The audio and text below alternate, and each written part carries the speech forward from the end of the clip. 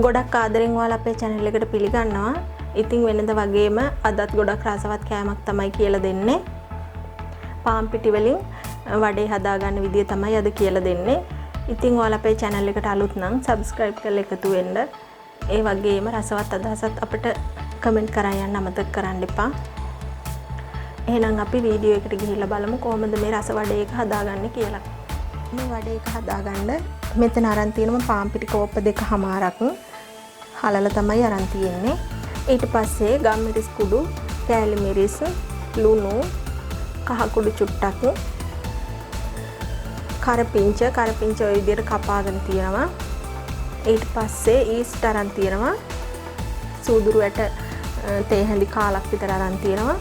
අමු මිරිස් කරල් 4ක් ඔය විදිහට කපාගෙන තියෙනවා පොඩි වෙන්න. ලොකු ලුණු ගෙඩියකුත් ඔය විදිහට කපාගෙන තියෙනවා. ඊට පස්සේ පොල් තෙල් ඕන, මේක අනා ගන්න අපිට වතුර ඕන. ඔය ටික තමයි ඕන වෙන්නේ. දැන් අපි මේ පාන් පිටි එකට අපි මේ දේවල් එකතු කරගමු. මුලින්ම මම ඊස්ට් ටික එකතු කරනවා. ඊස්ට් තේ හැන්දකින් එකක් තමයි අරන් තියෙන්නේ.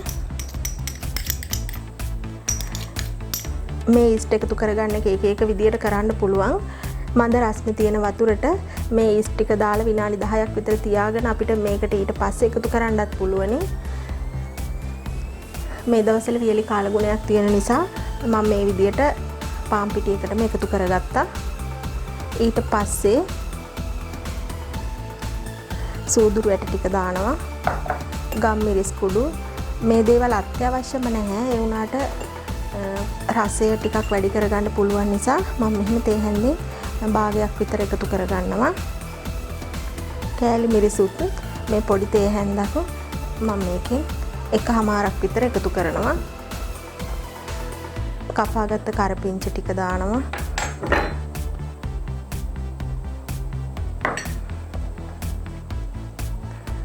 කපාගත්ත ලුණු මිරිස් ටිකත් එකතු කරනවා.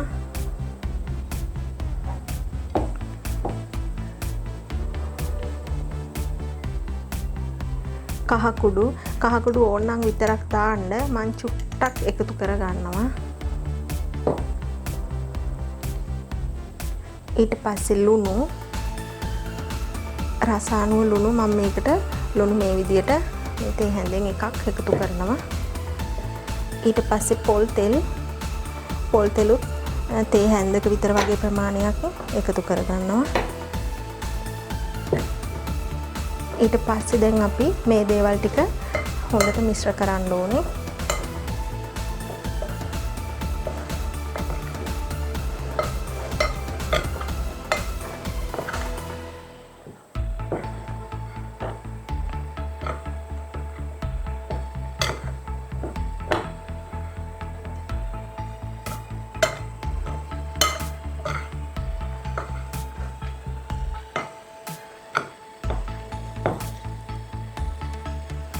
අපි දැන් වතුරත් දාගමු.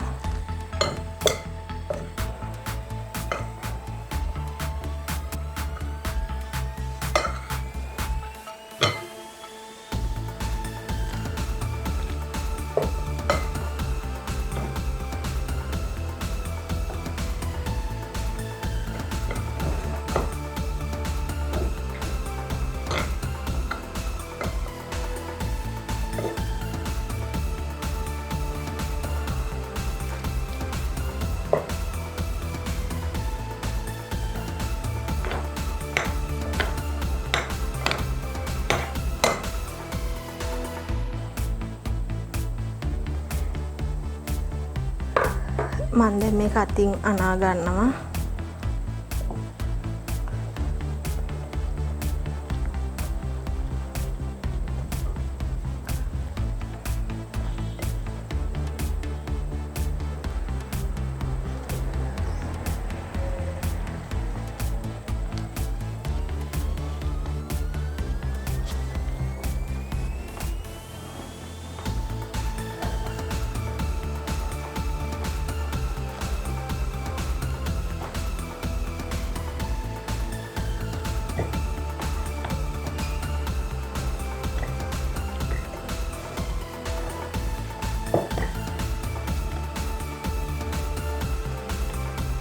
විදියට මේක අනලා ඉවරයි. මේක දියාරුවට අනා ගන්න උනත් පුළුවනේ. එහෙම වුණාම අපිට තෙල් තාච්චියට වඩේක හදලා එකතු කරගන්නකොට පොඩ්ඩක් අමාරුයි, හැඩයත් වෙනස් වෙන්න බලනවා. ඒ නිසා මම මේ ගානට විතර තමයි අනාගත්තේ. අනාගත්තට පස්සේ අපි මේ විදිහේ ආවරණයකින් හරි එහෙම නැත්නම් තෙත කපුරෙද්දකින් හරි හොඳට සීල් කරලා තියාගමු. අපි පැයකින් අරන් බලමු කොහොමද තියෙන්නේ කියලා. ඔන්න පැයකට පස්සේ මම අරන් ඇවිල්ලා තියෙනවා අපේ පිටි මිශ්‍රණය. දැන් දෙගුණයක් විතර වැඩි වෙලා, මට හිතෙන්නේ දෙගුණයකටත් වඩා වැඩි වෙලා කියලා. මම දැන් මේ විදිහට මේක අරිනවා. ඔක්කොම අරින්න ඕනේ ওই විදිහට අරගත්තාම ඇති. ඊට පස්සේ අපි අතේ ගා ගන්නවා වතුර. පොල් තෙල් උනත් ගාන්න පුළුවනි. ඒත් මම වතුර ටිකක් ගා ගන්නවා අතේ. වතුර ටිකක් ගාගෙන වඩේ එකකට විතර වුණා තරමට පිටි ටිකක් ගන්නවා. අරගෙන මේ විදිහට අතින් පොඩ්ඩක් හදාගෙන මේ විදිහට තුනී කර ගන්නවා. අතේ ඇලෙන්නේ නැහැ වතුර ගාගත්තාම. ඊට පස්සේ මේක මැදින් ඇඟිල්ලකින් සිදුරකුත් හදා ගන්නවා මේ විදිහට. දැන් මේ වෙලාවේ මම තෙල් එකක් හොඳට ලිපේ තියලා තමයි තියෙන්නේ රත් වෙන්න. රත් වුණාට පස්සේ අපි මේක දාගමු.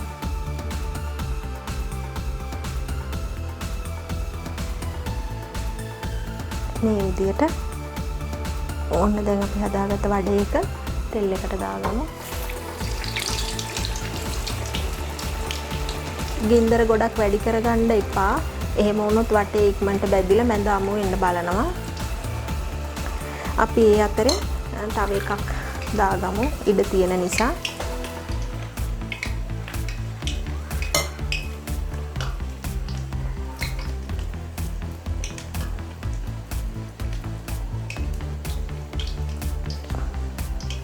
මේ විදියට හරි ගසගෙන මැද පොඩ්ඩක් මෙහෙම ඇඟිල්ලෙන් සිදුරු කරගන්නවා.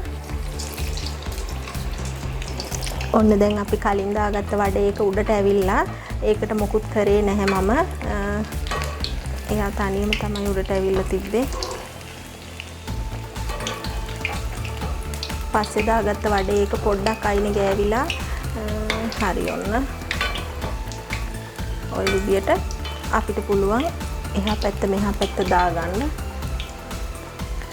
අඩු ගින්දරේ හොඳට ඕක බෙදගමු.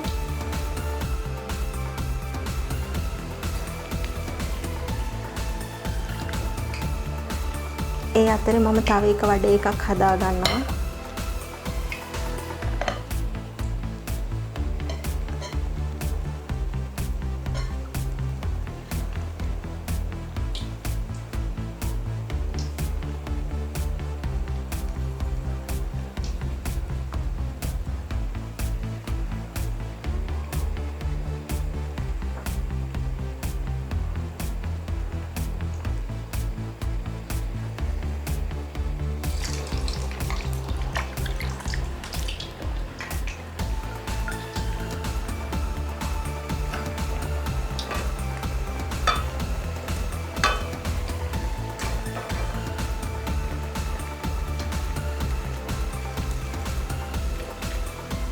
තාච්චියේ අඩියට අල්ලන්නේ නැහැ. හොඳට උඩට එනවා.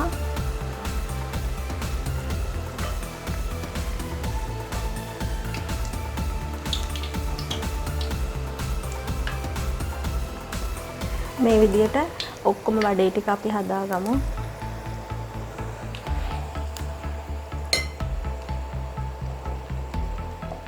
අපි දැන් මුලින්ම දාගත්ත වඩේ එක බාගමු.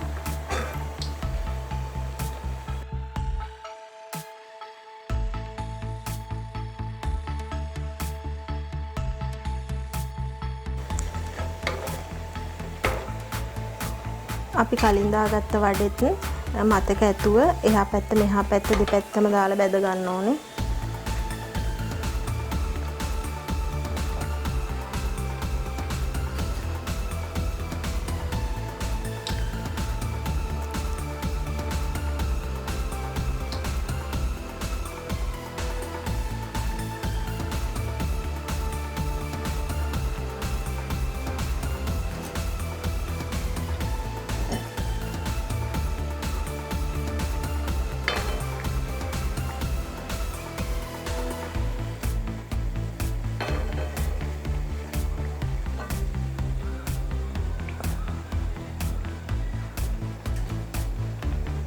ඔන්න දැන් මම ඊගාවට දාගත්ත ඒවත් බැදිලා තියෙන්නේ.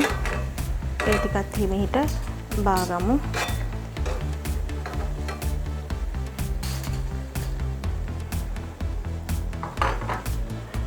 ඉතින් අපි මේ විදියට ඔක්කොම වඩේ ටික හදාගමු.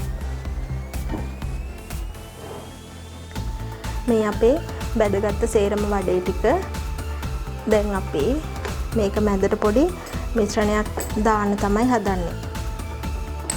මේ තියෙන කරපිංච දළු වලින් හදාගත්ත සම්බෝලයක්. ඒක කොහොමද හදාගන්නේ කියලා දාලා තියෙනවා ඔයාලා බලන්න. මම දැන් මේ විදියට වඩේ එක දෙකට මැදින් කපා ගන්නවා.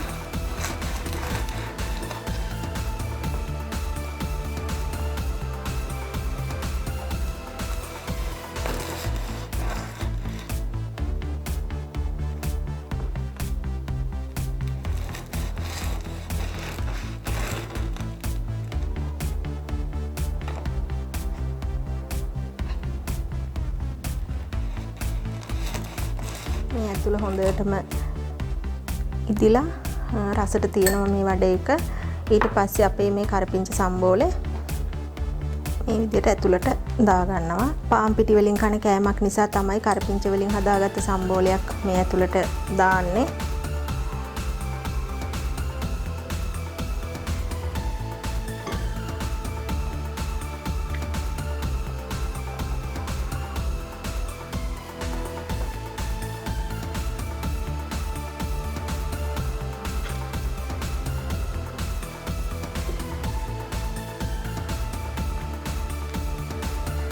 මේ විදිහට අපි අනිත් ටිකෙත් ගාගමු.